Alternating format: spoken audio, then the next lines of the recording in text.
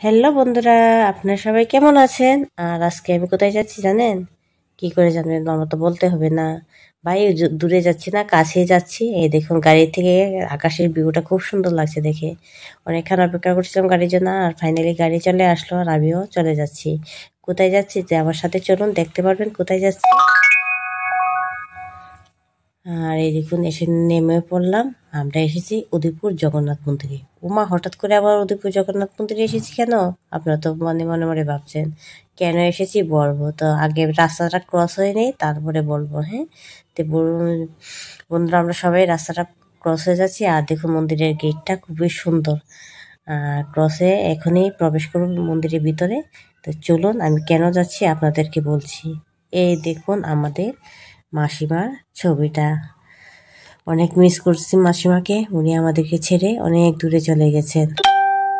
গত সরস্বতী পূজাতে মাসিমার সাথে আমি সরস্বতী পূজাতে গিয়েছিলাম। ওনার সাথে আমার একটা ভিডিও আছে, যারা আমার ইউটিউবের বন্ধু তারা অবশ্যই দেখতে পেয়েছেন। আর যারা দেখেনি তারা উইজডম কা ব্লগ আমার ইউটিউব চ্যানেল, সেটাতে গিয়ে দেখতে পারবেন। মাসিমার সাথে আমার ভিডিও আছে। তারপর মন্দিরের ভিতরে গেলাম, গিয়ে দেখলাম মাসিমার আরেকটা ছবি মন্দিরের ভিতরে ফুল দিয়ে সাজিয়ে রাখলো। ঠাকুরের কাছে প্রণাম করলাম, তারপর মাসিমাকেও প্রণাম করলাম। মাসিমা যেখানে থাকবেন ভালো থাকবেন, সুস্থ থাকবেন, আর আমাদেরকে প্রাণ ভরে আশীর্বাদ করবেন। ভগবানের কাছেও চেয়ে নিলাম যাতে ভগবান সবাই ভালো থাকতে পারে, সুস্থ থাকতে পারে। তারপর আমি খেয়ে নিলাম, খেয়েই চলে গেলাম খাওয়ার টেবিলে। গিয়েই প্রথমে সাদা ভাত কচু শাক দিয়ে দিল, তারপর দিয়ে দিল মুগ ডাল, কুমুরি, একটার পর একটা তারপর সবজি আছে। তারপর কাঁচকলা আলু দিয়ে একটা নিরামিষ করেছে, খুব টেস্টি হয়েছে। তারপরে এসে গেছে পনিরের সবজি, এত আরও দুর্দান্ত হয়েছে, কি বলবো, খুব খুব টেস্টি হয়েছে সবগুলি।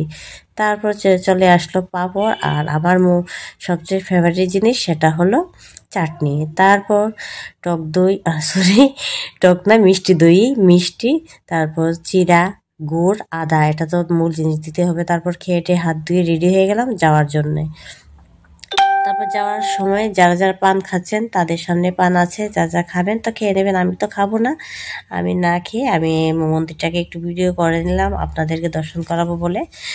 কিন্তু দূরের থেকে করেছি, সবটা সুন্দরভাবে হয়নি।